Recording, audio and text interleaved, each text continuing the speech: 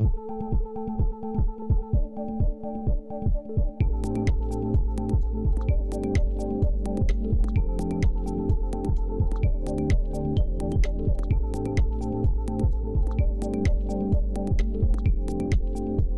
lagi usai kasus Vina Cirebon, kini muncul lagi kasus yang menimpa terpidana Muhammad Salman Al-Faridzi yang saat ini mendekam di LP Jelengkong, Bandung.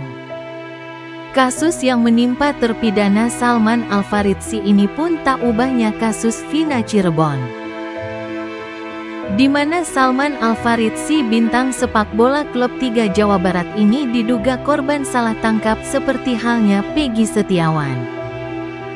Salman Al-Faridzi diduga korban salah tangkap atas kasus penganiayaan yang menyebabkan korban meninggal dunia. Namun seperti halnya kasus Vina Cirebon, kasus Salman Al-Faridzi ini pun terdapat beberapa kejanggalan-kejanggalan. Hal ini diungkapkan oleh Herwanto SH selaku kuasa hukum Salman Al-Faridzi. Lantas seperti apakah kronologis kasus terpidana bintang sepak bola Salman Al-Faridzi ini? Akankah kasus Salman Al-Faridzi ini menjadi kasus Vina Jilid 2? Atau bahkan lebih besar dari kasus Vina Cirebon? Simak penjelasan lengkap dari Herwanto SH selaku kuasa hukum terpidana Salman Al-Faridzi sebagai berikut ini. Kan saya sekarang ini ada perkara baru lagi, ya. Di Soreang, Bandung, ada lagi diduga 4 terpidana salah tangkap. Nah, mungkin besok saya akan sampaikan ini ke mediasi, ya. Saya akan sampaikan ke perwakilan Pak Kapolri, akan menyampaikan. Kalau perlu datanya nanti saya serahkan ke beliau, biar Pak Kapolri tahu, baca langsung. Ada 4 terpidana lagi yang masih wilayah Jawa Barat, ya, diduga salah tangkap.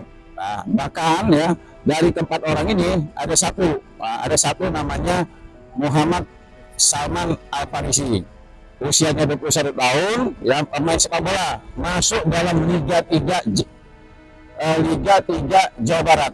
Anak ini berprestasi, sekarang ada di dalam penjara di Lembaga Pemasyarakatan Jelengkong, Bandung. Nah, dia dikena hukuman 7 tahun. Padahal ya, saya jelasin, padahal dia dituduh melakukan penganiayaan mengakibatkan orang mati, meninggal. Hari Jumat, malam Sabtu. Malam minggunya si orang yang dikatakan yang dianiaya mati sama dia ini, malam minggunya itu ada ketemu sama tukang parkir. Nah, tukang parkir sudah saya wawancarai, dia bilang, saya tanya sama dia, kamu kenal gak sama yang meninggal ini? Tahu, namanya Andri. Saya pikir dia salah. Wah, ini saksi salah nih. Kenapa? Yang meninggal namanya Aib. Nah, ini kebetulan namanya Aib juga nih, sama Aib. Jadi ada saksi Aib, ada juga sekarang Aib nih. Aib Hadian meninggal nih. Saya pikir orangnya salah, dia mengatakan, oh saya tahu namanya Andre Pak. Tadinya saya pikir, wah ini jangan salah saksinya, salah orang. Begitu saya lihat visumnya, ternyata di visumnya itu dijelaskan yang Aib ini meninggal ini ada tato namanya isinya Andri tulisannya. Jadi orang sana memang kenalnya namanya Andri. Nah, ini semakin memastikan, meyakinkan saya bahwa benar yang namanya Aib Hadian itu adalah Andri. Dan malam minggu ditemukan sama dia, memang datang, kalau dia datang membawa minuman, ya kemudian dia minum baru saya membawa golok orang ini. Nah, itu malam minggu masih ada. Nah, sementara 4 orang ini dituduh melakukan penganiayaan sampai meninggalnya orang itu malam Sabtu. Nah, ini biar Pak Kapolri tahu nih, kalau seandainya ya ini kita tidak hentikan ya cara-cara seperti ini, yakinlah nanti kalau ditemukan mayat di belakang rumah kita, ditemukan mayat di sekitar rumah kita, kalau tata cara melakukan penyidikan dan penyidikan seperti ini, yakinlah pasti akan banyak orang saya tangkap. Kenapa? Karena nggak ada alat bukti yang mendukung, yang hasil dari metode scientific investigation.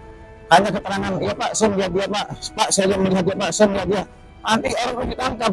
Sama seperti sekarang nih, ada mayat ditemukan, ada orang mengatakan, Pak, kayaknya dia Pak melakukan penganiayaan, Pak dia melakukan penganiayaan, akhirnya orang ditangkap. Sama seperti yang Tina kan, ada kisah Tina meninggal, ada AF muncul.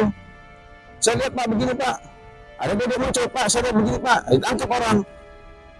Besok-besok tiba-tiba dia muncul, oh keterangannya ini salah Pak, saya dipaksa Pak, saya ini Pak, saya gitu Pak. Nah inilah kalau hanya berdasarkan keterangan celaka kita. Ya, bahaya nih, semua nih teman-teman semua di sini, saya juga termasuk, semua masyarakat di sini bahaya kalau di rumah kita ditemukan mayat. Oh, berarti bisa dibilang si Salman ini nasibnya sama kayak Peggy, Bang? Oh iya sama, nah, cuma kan Salman ini perbedaan ya, mohon maaf nih, perbedaannya bukan artinya apa namanya nih, sama-sama ini Salman ini sama-sama bapaknya penjual es kelapa muda, ya. Pamannya penjual es kelapa muda. Ternyata keluarganya memang mereka memang penjual es kelapa muda di sepanjang jalan itu. Nah, Salman ini anak dari penjual es kelapa muda. Nah, cuma perbedaannya Salman ini kan punya prestasi. Ya kan Peggy ya, maaf ya, bukan yang menghina nih. Peggy kan sebagai kuli. Nah, kalau Salman dia punya prestasi. Dia sudah tergabung dalam 2 klub. Ada klub Liga 3 Jawa Barat, sama ada apa itu namanya yang ada di Sukabumi. Dan Salman ini sudah sering dia ditanding ke Depok, tanding ke Pati Jawa. Nah, waktu dia 1 hari sebelum dia ditangkap, itu dia main di Depok. Nah, sempat pihak kepolisian mengatakan sama dia, udahlah kamu buat aja begini, kamu bilang aja si ini pegang ini, si itu pegang ini, si itu angkat ini, si Maman pegang ini. Jadi ada namanya Maman, ada namanya Mujadi. Nah, si Salman ini dibujuk dirayu sampai ke pihak kepolisian, kalau kamu mau mengikuti apa yang kami katakan, besok kami pulangkan biar kami bisa main bola. Akhirnya Salman bisa ikut aja. Begitu dia dibuat video seperti itu, dia aku seperti itu. Bahkan video itu digunakan untuk ijazahnya nih, sama sudah mengaku nih seperti di sini sudah nih. Yang ijazahnya ikut juga. Nah, cuma di antara mereka berempat, yang paling parah nih, ini pengakuan mereka ya, yang paling parah dianiaya adalah Kang Maman. Kang Maman itu bilang begini, Pak, saya kalau lihat handphone, lihat buku, susah baca. Kenapa? Karena di sini saya sempat dituduh pakai kaki meja.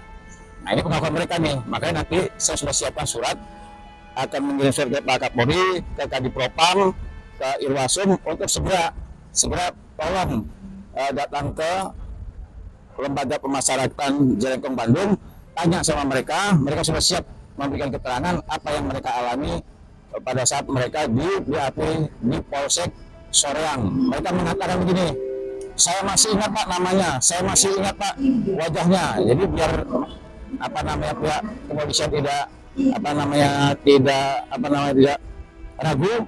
Ini salah sekarang, orangnya masih ingat semua, matanya wajahnya masih ingat, namanya masih ingat, masih jelas ya.